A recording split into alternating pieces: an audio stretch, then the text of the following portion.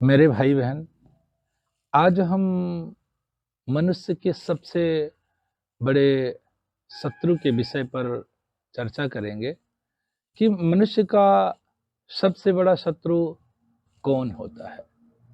तो मेरे भाई बहन, मनुष्य का शत्रु कोई बाहर का व्यक्ति नहीं होता।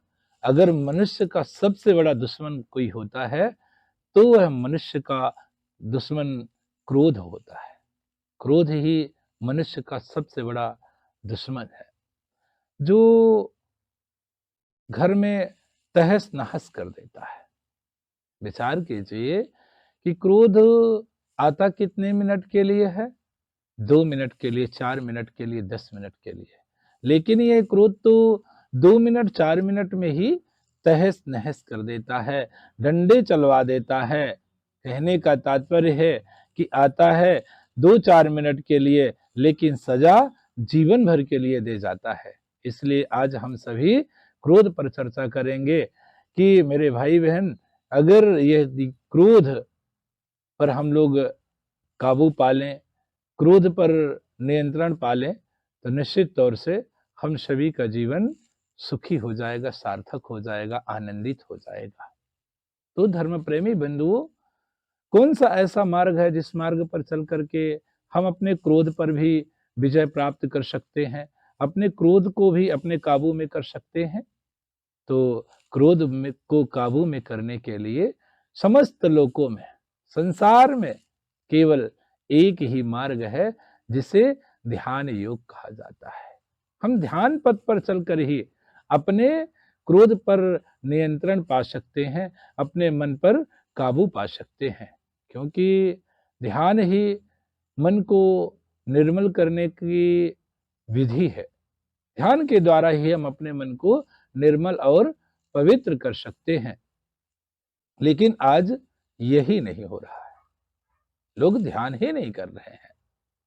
इसीलिए किसी कवि ने कहा है कि धूल चेहरे पर थी और व्यक्ति शीशे को साफ कर रहा है, दर्पण को साफ कर रहा है। तो कवि कहता है कि सदियों से मानव, क्या कहता है कवि?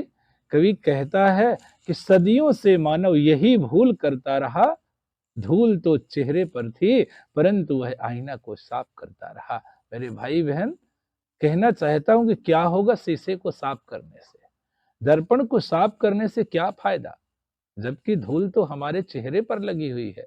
इसलिए हमें अपने चेहरे को साफ करना चाहिए। तो कहने का तात्पर्य है कि हमें अपने मन को साफ करना चाहिए, और आज यही लोग नहीं कर रहे हैं। सब कुछ करते हैं, ड्रेस बदल देते हैं, एड्रेस बदल देते हैं, परंतु अपने स्वभाव को नहीं बदल पाते, अपने मन को नहीं बदल पाते। तब किसी कवि ने कहा है कि माला फेरत युग गया, गया न मन का फेर। हमें माला फेरने से कुछ नहीं होने वाला, पहले हमें अपने मन को फेरना चाहिए, अपने मन को सकारात्मक बनाना चाहिए, अपने मन को अपने काबू में करने का प्रयास करना चाहिए। तो अपने मन को काबू में करने के लिए सबसे बड़ा मार्ग है ध्यान। ध्यान के द्वारा ही हम अपने मन पर काबू पा सकते हैं। अतः आप सबसे यही कहना चाहता हूं कि आप लोग सुबह शाम 10 मिनट 20 मिनट का समय निकाल करके ध्यान अवश्य करें, जिससे आप सबका मन आपके काबू में हो जाए। और जब आपका मन आपके काबू में हो जाएगा तो आप टेंशन से, तनाव से, बीपी से, शुगर से, इन सभी बीमारियों से आप मुक्त हो जाएंगे और आपका जीवन आनंदित हो जाएगा, सुखमय हो जाएगा। अतः मैं आशा करता हूं कि आप सभी लोग अपने घरों पर 10 मिनट 20 मिनट का ध्यान करना